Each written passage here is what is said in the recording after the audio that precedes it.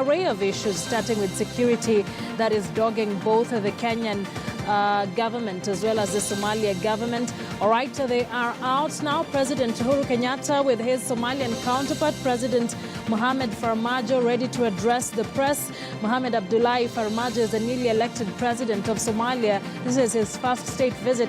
Let's just cross over there and listen in to what President Uhuru Kenyatta is saying.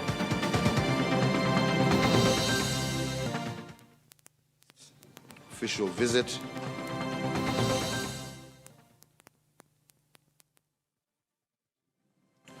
Indeed.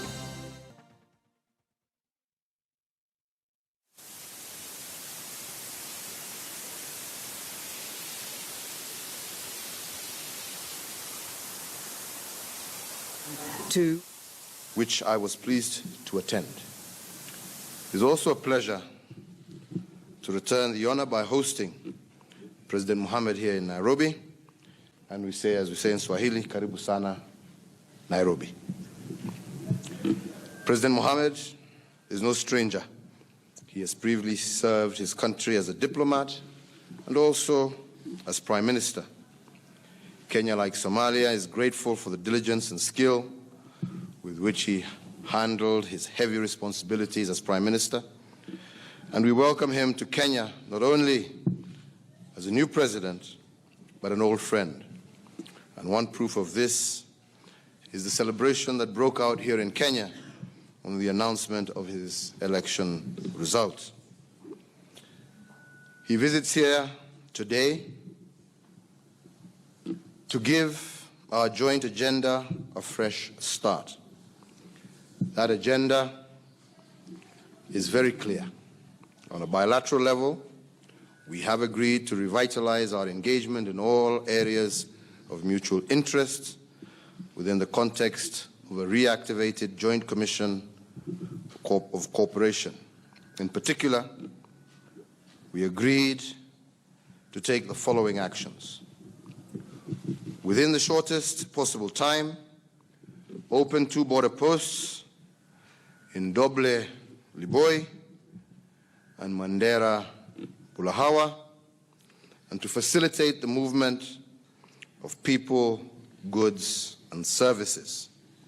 So, ladies and gentlemen, when people are talking about us putting up a wall, here we are opening borders. Kenya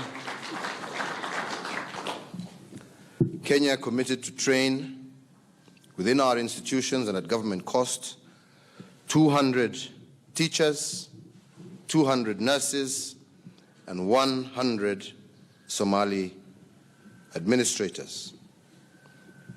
Indeed, to support the enhancement of technical skills necessary for rehabilitation upon return of the refugees, Kenya will establish a technical training institute for youths currently in the refugee camps, as well as the environs of Dadaab. And this, I believe, will greatly help in providing these young men and women the necessary skills that they will require to develop and grow Somalia. We've also directed the security teams from both countries to meet immediately and agree on modalities of relaunching direct flights between Nairobi and Mogadishu, and this is to happen with the first flight being within 2 weeks. We agreed also that forthwith there will be no visa requirement for diplomatic and service passport holders from both countries. We also agreed to meet regularly to monitor the progress of our bilateral relations. This region and this continent are rising together, and we are coming closer and closer to the freedom, the security, and the prosperity that our people deserve. But we will achieve that freedom, that prosperity, and that security only if we lift each other up. None of us can do it on our own. We will either rise together or fall separately. If Somalia prospers, so too does Kenya. If Somalia is peaceful, so too is Kenya. It is therefore upon us to do all we can to help each other secure these goods for our people. That, ladies and gentlemen, is how we will lift each other, and that, ladies and gentlemen, has been the focus of our talks. I don't have to tell you that a country, many of whose people have been displaced, is a country still at risk of unrest or worse. Again, we all know the strength, the enterprise, and the optimism of Somalia's people. As neighbors, ours is to stand with them and with their country. And that is why we have discussed deeply with President Mohammed, convinced that we can work together to rebuild their nation and secure our joint prosperity. We will also, tomorrow, continue with our discussions as we continue with the IGAD Special Summit on durable solutions for Somalia refugees, which indeed it is our pleasure to host. With those few remarks, let me also add just a little point there, that Al-Shabaab remains ready and continues to kill many Somalis, many Kenyans, and we have agreed that we must continue our fight against these evil criminals until they are no longer a threat. Ladies and gentlemen, in conclusion, I can only say that the discussions that we have had with my brother have been excellent, and I strongly, strongly believe that we have set a reset button, and that if we continue in the manner that we have started today, I have no doubt we shall be able to achieve great things for our two countries. So finally, Mr. President, let me welcome you to make a few remarks to these good people here. Karibu sana. Thank you, Mr. President. Let me begin by thanking you and the great people of Kenya for hosting us and providing us with outstanding hospitality and reception. It's indeed a pleasure for me to be here today, Mr. President.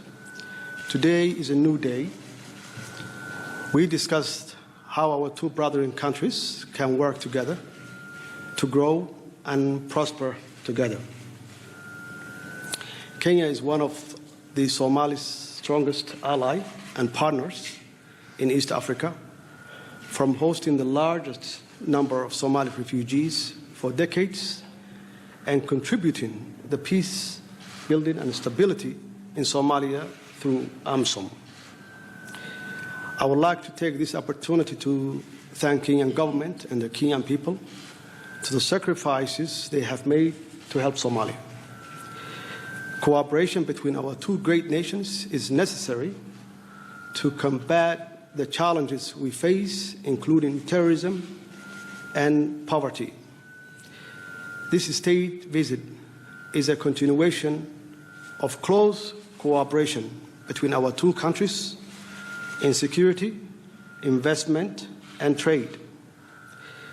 Close economic cooperation between Somalia and Kenya will not only help to improve the lives of our millions of people, but it will also enhance the security situation in East Africa.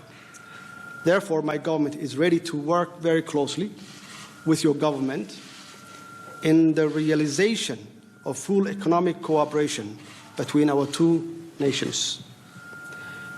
Mr. President, when it comes to trade, I believe that the answer is not only to remove barriers to trade, but it also to do trade right.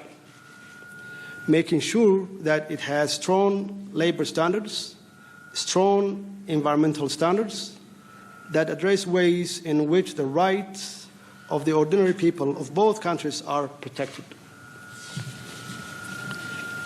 Your Excellency, our cooperation is indeed critical to our historic relationship and our continuous effort to fight against the insecurity and poverty. I wanted to thank you for making the flight from Mogadishu to Nairobi, starting in 2 weeks. We will welcome that, and we really appreciate, and that shows that we have a new beginning of both countries to enhance the development of trade and economic growth. And I thank you for your hospitality.